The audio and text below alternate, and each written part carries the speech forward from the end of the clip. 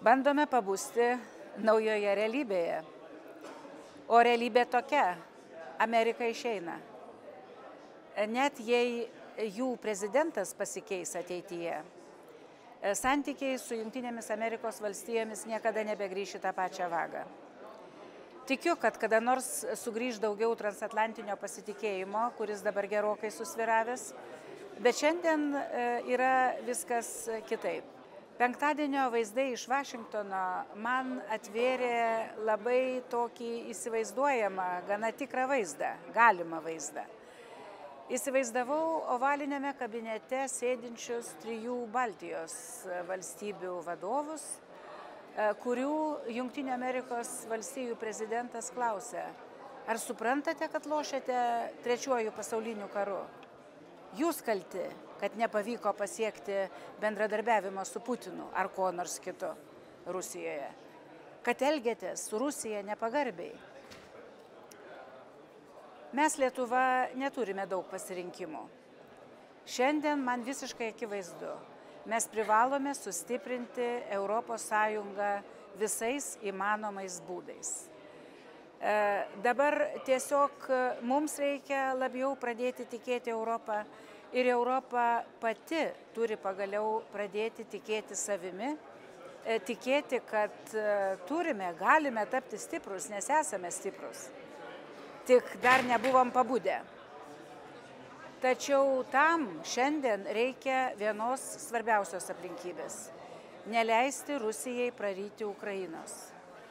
Ukraina ir Europos Sąjungos ateitis, mūsų ateitis, neatsiejami dalykai.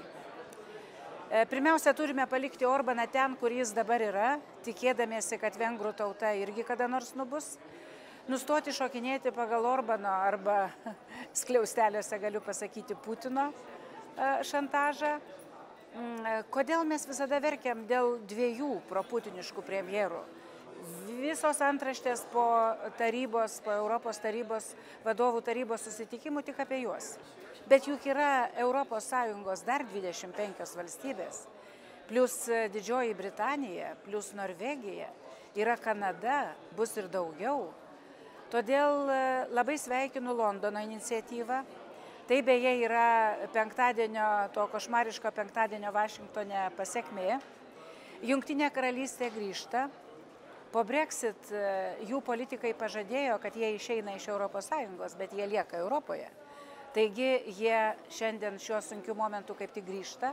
Mums jų būtinai reikia. Apklausos beje ir Norvegijoje rodo, kad parama narystė Europos Sąjungoje išaugo iki labai aukštų skaičių. Ir žinot, Europa tikrai nemiega. Aš kalbu dabar iš Briuselio, iš tikrai nemiegančio Briuselio.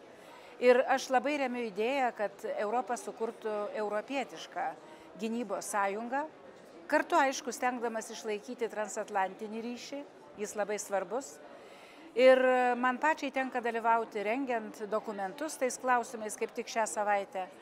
Ir matau visų kolegų norą daryti tą patį iš labai skirtingų valstybių. Todėl labai kviečiu ir Lietuvą aktyviai dalyvauti tame procese, mūsų partija ypač, nes kas jei ne mes? Mes esame Europa ir mes turim ją stiprią dabar padėti visiems kartu solidariai kurti.